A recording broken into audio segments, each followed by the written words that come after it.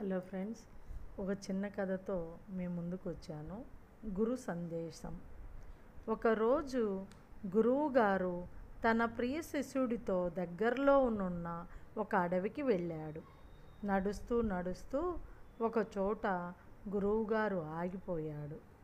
దగ్గరలోనున్న 4 మొక్కలను అతను చూయించాడు. అందులో ఒకటి అప్పుడే ఆకులు తొడుగుతూ ఉన్న చిన్న మొక్క, రెండవది కొంచెం పెద్ద మొక్క, మూడవది దానికన్నా కొంచెం పెద్దది, నాలుగవది చాలా పెద్ద చెట్టు. గురువుగారు తన శిష్యుడిని పిలిచి మొదట మొక్కను చూపుతూ దానిని లాగేయమన్నాడు. ఆ పిల్లవాడు తేలికగా ఆ మొక్కను లాగేస్తాడు. ఇప్పుడు రెండో మొక్కను కూడా లాగేయ్ అన్నాడు. ఆ పిల్లవాడు కొంత కష్టపడి దానిని కూడా లాగేస్తాడు. మూడవ దానిని కూడా లాగమని చెప్తాడు. తన శక్తినంతా ఉపయోగించి కష్టంతో దాన్ని లాగేశాడు. బాగా ఎదిగిన చెట్టును చూపుతూ ఇప్పుడు దీన్ని లాగేసేయ్ అన్నాడు. ఆ పిల్లవాడు ఆ చెట్టు చుట్టూ 2 చేతులు వేసి ప్రయత్నించిన చెట్టును కదిలించలేకపోయాడు. అయినా ప్రయత్నం చేస్తున్న ఆ కుర్రాడితో గురువుగారు ఇలా అన్నాడు: చూడు నాయనా, మన అలవాట్ల విషయంలో కూడా ఇలాగే జరుగుతుంది.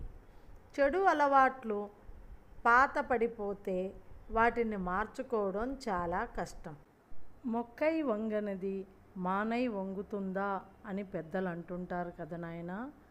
ఆ సామెత ఇలాంటివి చూసే వచ్చింది. ఈ విధంగానే ఎంతో ప్రయత్నించిన ఆ అలవాట్లు మనల్ని వదిలిపోవు అన్నాడు గురువుగారు. ఈ కథలోని నీతి, మనలో మొలిచిన చెడు అలవాట్లను చిన్న మొక్కగా ఉన్నప్పుడే లాగేయాలి.